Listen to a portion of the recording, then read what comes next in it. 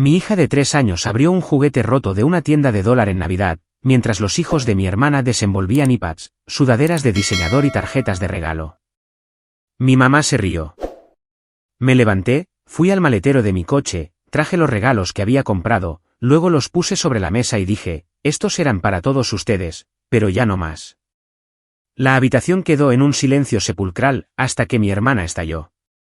Era la mañana de Navidad, y mi hija estaba sentada en la alfombra con una muñeca de Dollar Tree, cuyo brazo ya estaba roto incluso antes de que la sacara del plástico. Aún así, sonrió. Así es ella, dulce, poco exigente, siempre tratando de ver lo bueno. Llevaba un pequeño pijama rojo con renos, y agarraba ese juguete roto como si fuera mágico. Al otro lado de la habitación, los hijos de mi hermana rasgaban capas de papel de regalo caro, iPads, sudaderas Jessie, tarjetas de regalo para spas, juegos de Nintendo Switch. Risas, gritos, ruido.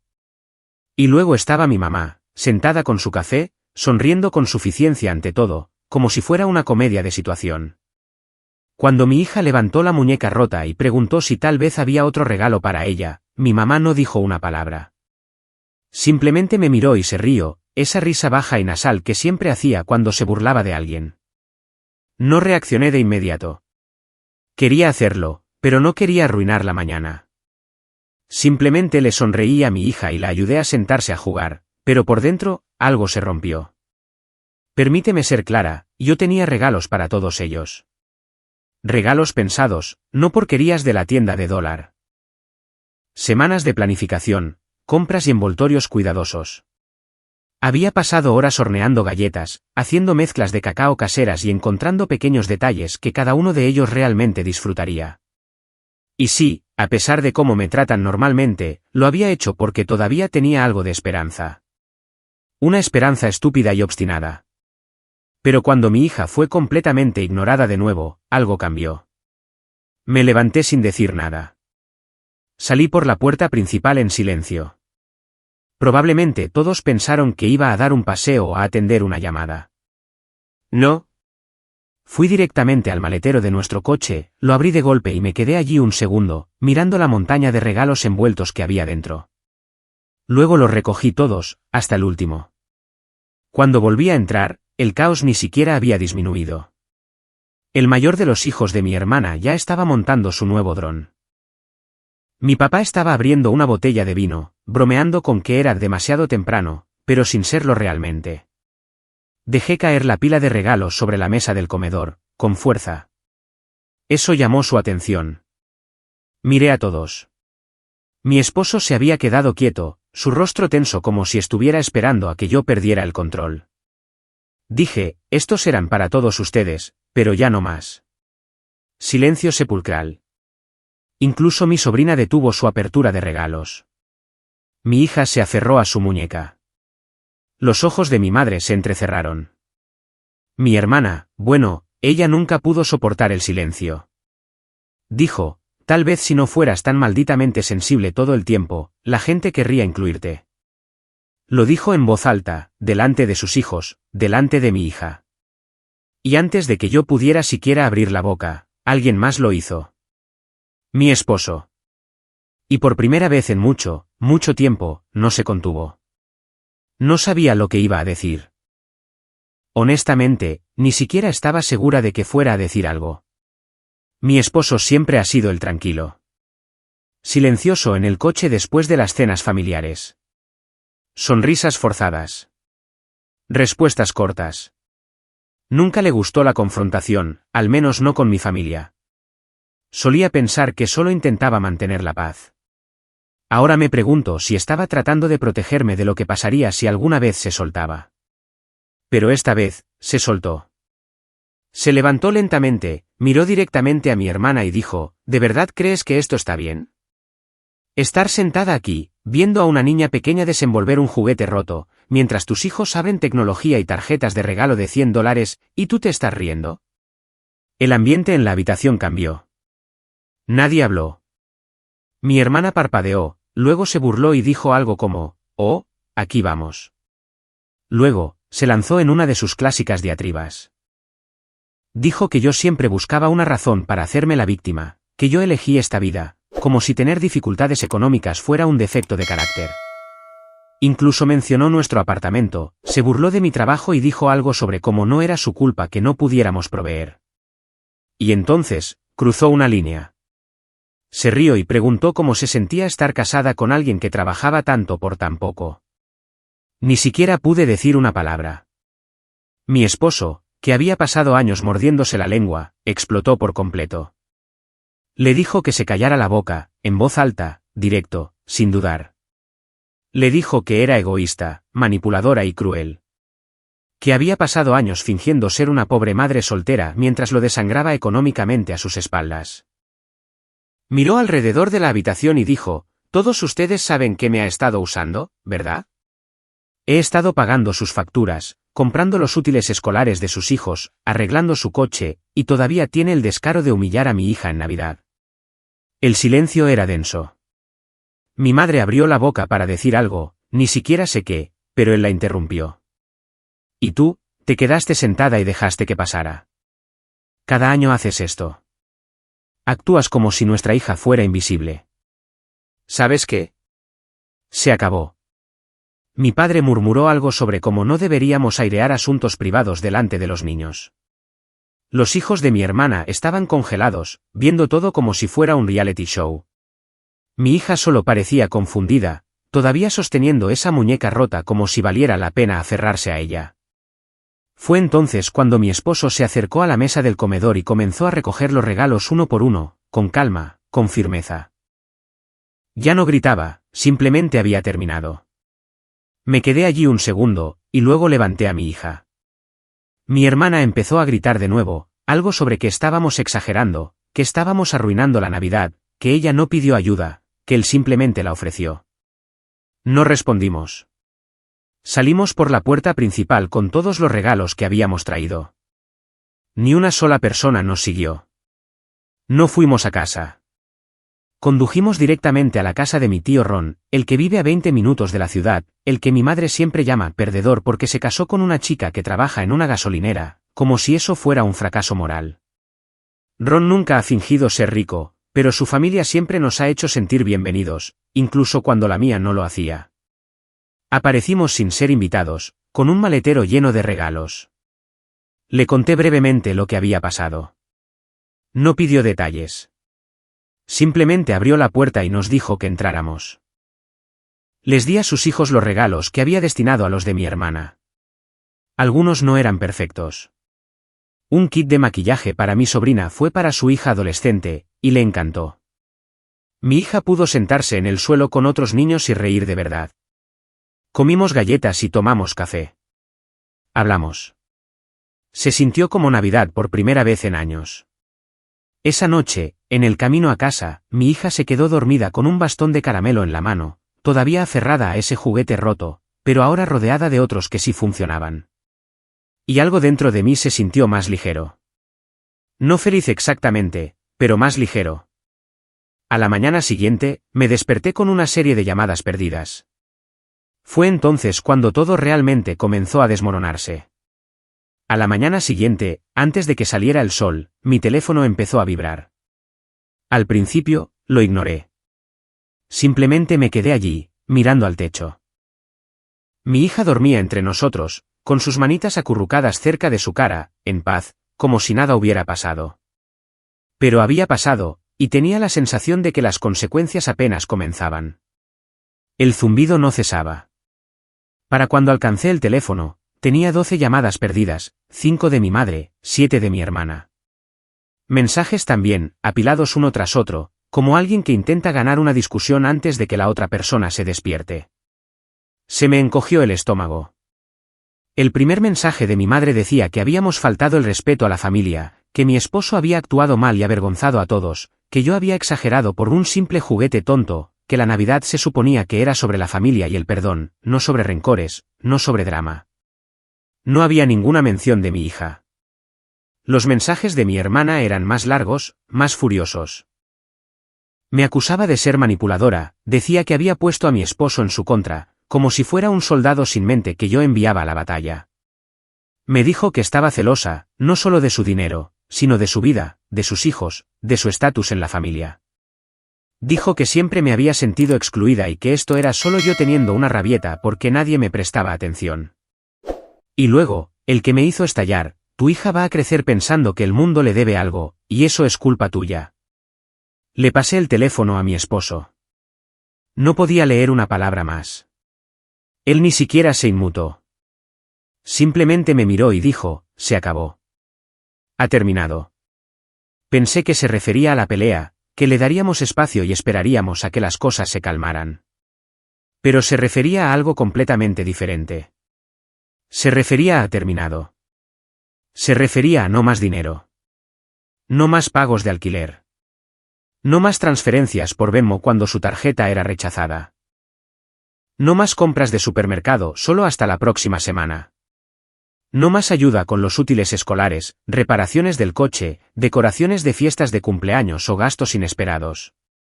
Tampoco eran cosas pequeñas. Sacó los extractos bancarios y me los mostró. Le había estado enviando dinero cada mes durante más de 3 años. Ella nunca había dicho gracias, ni una sola vez. Y él nunca me había dicho cuánto era realmente, porque dijo que no quería que yo sintiera que teníamos que elegir. Pero ahora, él estaba eligiendo. Le envió un único mensaje de texto: se acabó. Has tomado suficiente de mí y has tratado a mi familia como si no fuéramos nada. Resuélvelo tú misma. Luego la bloqueó. 10 minutos después, mi madre llamó. Él lo puso en altavoz. Ni siquiera preguntó si estábamos bien. Empezó a llorar, no lágrimas de verdad, sino del tipo que busca culpabilizar. Dijo que esto estaba destrozando a la familia, que mi hermana era una madre soltera haciendo lo mejor que puede, que el arrebato de mi esposo había causado un daño irreparable. Él esperó a que terminara, y luego dijo: curioso, ¿no pensaste que era dañino cuando tu nieta abrió un juguete roto mientras todos los demás abrían iPads? Silencio. Él continuó: durante años, has puesto excusas por ella, por su comportamiento, su actitud, su egoísmo. Has dejado que insulte a mi esposa delante de todos y te has reído como si fuera una broma. Se acabó el fingir. Si quieres una relación con nosotros, tiene que ser diferente. Luego colgó. No dije una palabra por un rato. Solo lo miré, preguntándome quién era este hombre, esta versión tranquila, enfocada y protectora del hombre con el que me había casado. Me sentí más vista en ese momento que en los últimos 5 años. El resto del día fue tranquilo. Mi hija coloreaba en la mesa de la cocina mientras limpiábamos lo del día anterior. La casa se sentía más ligera de alguna manera, como si algo tóxico hubiera sido succionado. Pero conocía a mi hermana. No se iba a tomar esto en silencio, y no lo hizo. Para el jueves, los mensajes de parientes en común comenzaron a llegar. Aparentemente, mi hermana había estado llamando a la gente, diciéndoles que la habían cortado financieramente porque se atrevió a decir lo que pensaba, pintándose como una víctima, diciendo que mi esposo era emocionalmente inestable, que yo estaba tratando de romper la familia. Pero cometió un gran error. Se olvidó de a cuánta gente le debía dinero. Porque una vez que se supo que había estado viviendo a costa de mi esposo durante 3 años, comenzaron a surgir conversaciones muy interesantes. Conversaciones que ella no podía controlar. Y por primera vez en mucho, mucho tiempo, ella no tenía todas las cartas. Para el jueves por la noche, sentí como si alguien finalmente hubiera encendido las luces en una habitación que había estado oscura durante años. Mi teléfono comenzó a iluminarse, no con mensajes de enojo como esperaba, sino con mensajes de confusión. Primos, una tía con la que apenas hablaba, incluso alguien a quien no había visto desde mi boda. No me pedían que me disculpara. No me decían que había ido demasiado lejos. Hacían preguntas. ¿Es verdad que tu esposo ha estado ayudando a tu hermana financieramente? ¿Cuánto tiempo lleva eso? ¿Están bien? Luego, un mensaje me dejó helada. Era de mi primo Jaque. Envió capturas de pantalla reales. Mensajes de mi hermana pidiendo dinero el año pasado para una emergencia médica. Lo acompañó con: dijo que era urgente. Nunca me devolvió el dinero. No quería mencionarlo, pero después de lo que pasó en Navidad, me siento estúpido. No fue el único. Durante el día siguiente, más personas admitieron en voz baja que también la habían ayudado: dinero para el alquiler, facturas de servicios públicos, útiles escolares. Ninguno de ellos sabía de los demás. Había jugado con todos por separado, siempre con una crisis, siempre con una historia. Y de alguna manera, todavía se las arregló para llegar a Navidad actuando con superioridad. Pero el mensaje más inesperado llegó el viernes por la mañana. Era de su ex, el hombre al que había pasado años destruyendo con historias. Según ella, era un inútil, ausente, un padre irresponsable que no se preocupaba por sus hijos. Lo había oído tantas veces que había dejado de cuestionarlo.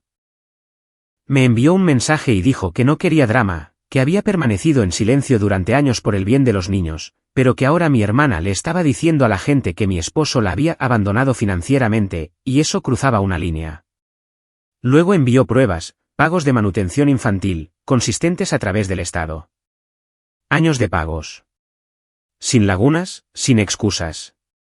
Había estado cobrando la manutención todo el tiempo y aún así aceptaba dinero de mi esposo, de primos, de cualquiera que se sintiera lo suficientemente culpable como para ayudar.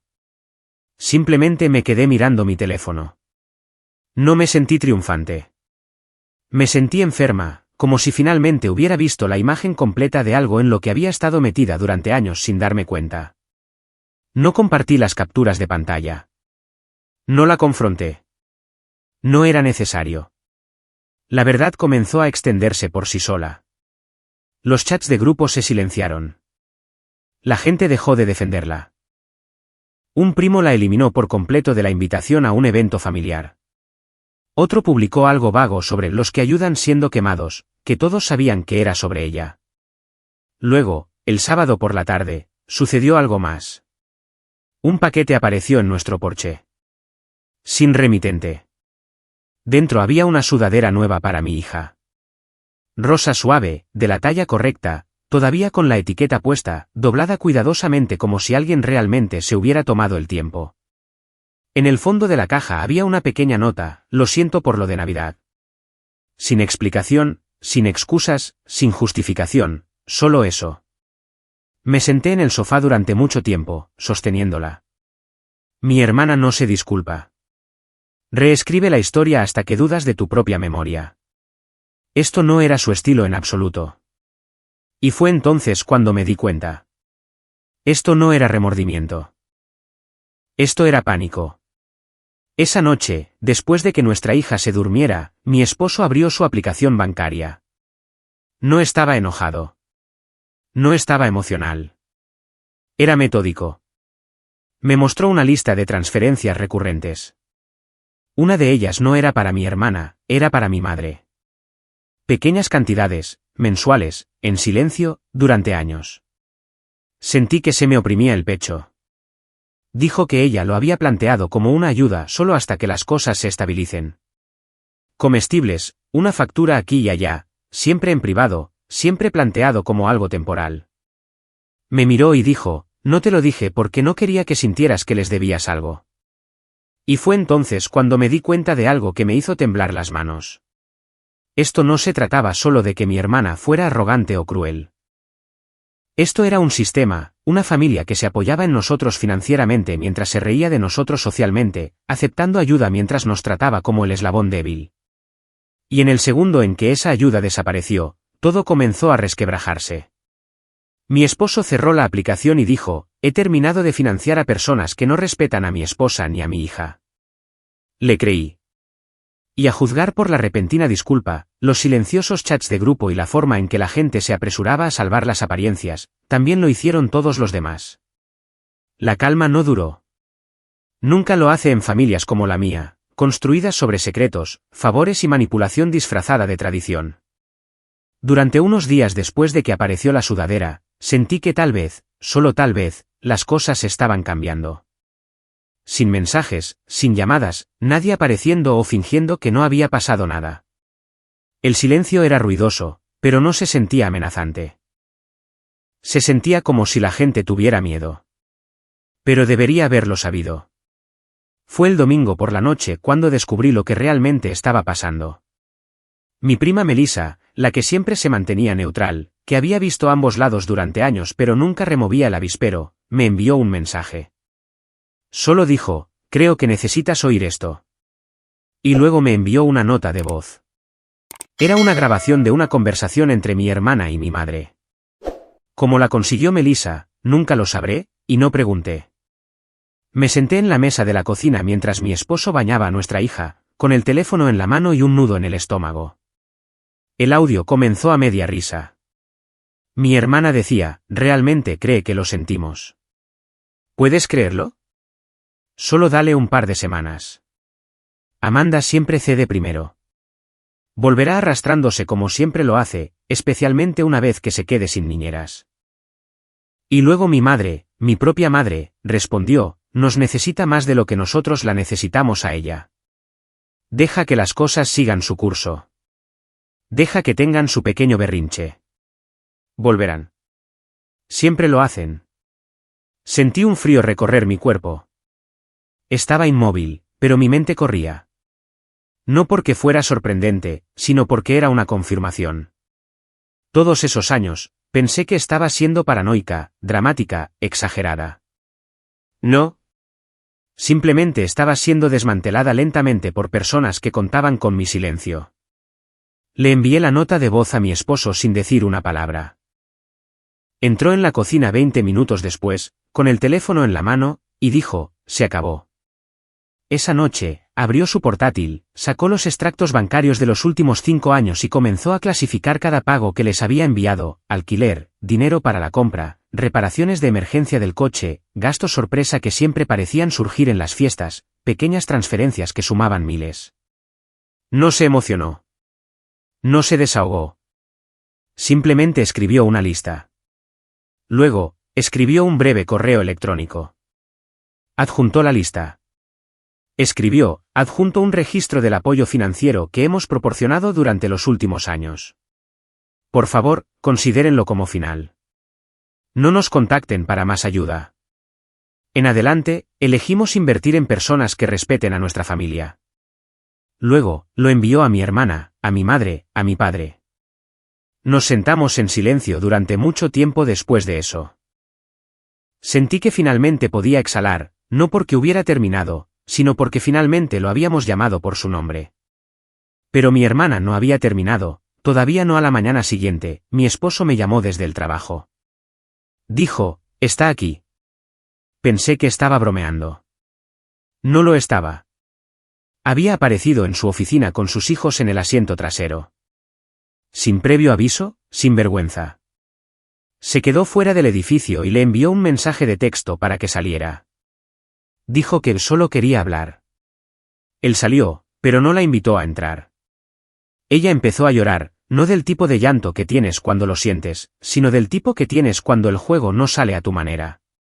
Dijo que estaba luchando, que el cese del dinero la estaba poniendo en una mala situación, que no esperaba que la cortaran en seco, que había cometido errores pero que era familia. Luego soltó esta frase, no puedes abandonarme después de todo por lo que he pasado. Él le dijo que se fuera a casa. Esa noche, me envió una serie de mensajes de texto.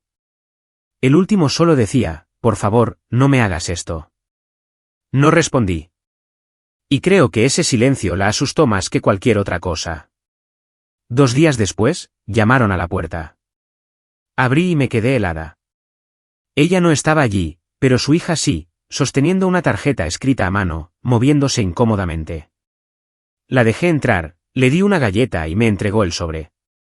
Mi hermana había escrito una carta, una larga. Decía que lo sentía, que estaba avergonzada, que se sentía acorralada y no sabía cómo arreglar lo que había roto. Me preguntó si podíamos vernos, solo nosotras dos, para hablar. No supe qué decir. Mi esposo no me dijo qué hacer. Solo dijo, ahora es tu decisión. Y por primera vez en años, realmente lo era. Todavía no había respondido cuando recibí otro mensaje. Pero este no era de mi hermana. Era de alguien con quien no había hablado en más de un año, una amiga lejana de la familia, alguien que solía ser cercana a mi madre antes de alejarse discretamente. Decía, oí algo en casa de tu madre la semana pasada. No se suponía que lo oyera. Necesitas saber lo que están diciendo de ti. Lo que me dijo, lo cambió todo. El mensaje llegó tarde, demasiado tarde para ser casual. Estaba acostada en la cama junto a mi hija dormida, desplazándome por recetas que nunca haría en casas que no podía permitirme, tratando de ignorar el pesado silencio de la casa. Mi esposo todavía estaba despierto en la sala de estar, revisando correos electrónicos, el brillo de su portátil apenas visible desde el pasillo. Entonces vi la notificación. Era de Lorraine, la vieja amiga de mi madre, el tipo de mujer que siempre sabía cuándo hablar y cuándo mantenerse al margen. No había sabido de ella en más de un año. Solo una pequeña foto de perfil, un único mensaje no leído, y un nudo formándose en mi estómago incluso antes de abrirlo. Escribió: Amanda, lamento mucho ser yo quien te diga esto. Escuché algo en casa de tu madre la semana pasada y no he podido quitármelo de la cabeza. Mereces saberlo. Leí esa parte 3 veces antes de tocar la siguiente línea. Continuó: tu hermana y tu madre estaban hablando en la cocina. Yo estaba en el pasillo buscando mi bolso. No creo que supieran que todavía estaba allí. Ojalá no lo hubiera oído, pero lo hice. Luego las citó, palabra por palabra. Tu hermana había dicho: solo dale tiempo. Amanda siempre cree que la gente cambia. Cederá como siempre lo hace. Y entonces mi madre se rió y dijo: nos necesita más de lo que se da cuenta. Deja que finja que está enfadada. Volveremos a entrar pronto. Solo sigue el juego. Esa carta de disculpa fue un movimiento inteligente. Estaban hablando de la carta, la sudadera, la tarjeta que su hija había traído a nuestra puerta. Los momentos que había pasado debatiendo si creer que algo dentro de mi hermana realmente se había roto, si gente como ella, gente que manipula con la misma facilidad con la que respira, alguna vez sentía un verdadero arrepentimiento. Resulta que solo estaban jugando a largo plazo. Lorraine dijo que no quería remover el avispero, que lo había meditado durante una semana, esperando que se desvaneciera. Pero cuando vio a mi hija en una fiesta de cumpleaños unos días antes, girando con un vestido brillante y la cara pintada, algo en ella cambió. Dijo que se sentía mal ver a una niña tan inocente ser arrastrada a un juego tan calculado. Esa fue la palabra que usó: juego. Y tenía razón. Eso es exactamente lo que siempre había sido, un juego que no se suponía que yo ganara, un juego que ni siquiera se suponía que yo viera con claridad. No respondí de inmediato. Simplemente me quedé allí, en la oscuridad, con el mensaje brillando en mis manos, mi hija respirando suavemente a mi lado. Por la mañana, me senté en la mesa de la cocina, abrí el cajón y saqué la carta. No la había leído desde el día que llegó, la disculpa que pensé que podría ser, tal vez, un verdadero punto de inflexión. Se leía como alguien que intenta cubrir sus huellas, no como alguien que intenta limpiar un desastre. No había mención de lo que había dicho en Navidad, ni mención del nombre de mi hija, ni detalles, solo arrepentimientos vagos, promesas de hacerlo mejor y una línea sobre cómo la familia debería permanecer unida. La doblé 1, 2, 3 veces, y la volví a meter en el sobre. Luego me levanté, fui al armario del pasillo y bajé la caja etiquetada como decoraciones de Navidad. Abrí la tapa y dejé caer el sobre dentro. Podía quedarse enterrado allí, con las luces enredadas y los adornos rotos, justo donde pertenecen todas las cosas falsas. Más tarde ese día, le respondí a Lorraine. Le di las gracias. Le dije que había hecho lo correcto, y lo decía en serio. Esa noche, mi esposo y yo nos sentamos después de cenar, nuestra hija ocupada dibujando medusas en las baldosas de la cocina con tiza. Él no me preguntó qué iba a hacer a continuación. No me ofreció consejos ni opinó. Simplemente esperó, dejándome ser yo quien decidiera. Así que lo dije. No voy a volver. Ni para un cumpleaños, ni para una fiesta, ni porque envíen algo por correo, ni porque de repente recuerden el nombre de mi hija. Han perdido el acceso. Han perdido la confianza. Y ni siquiera lo saben todavía. No de verdad, pero lo sabrán. Porque cuando finalmente se den cuenta de que esta vez no voy a aparecer, y de que mi esposo no va a ceder, y de que no hay más regalos, ni favores, ni perdón silencioso esperándolos, será entonces cuando se den cuenta. No monté una escena. Simplemente tomé una decisión. Y esta vez, la mantendré.